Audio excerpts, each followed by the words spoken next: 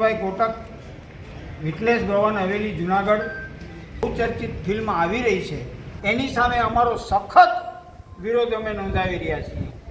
સૌરાષ્ટ્રભરમાંથી, ગુજરાતભરમાંથી અને ભારતભરમાંથી સકલ બધા જ હિન્દુ સંગઠનો, સનાતન ધર્મીઓ આ ફિલ્મનો વિરોધ કરી રહ્યા છે. આ ફિલ્મ સદંતર બંધ થવી જોઈએ અને આ ફિલ્મ રજૂ ન થવી જોઈએ એવી અમારી માગણી છે. ભારત માતા કી જય.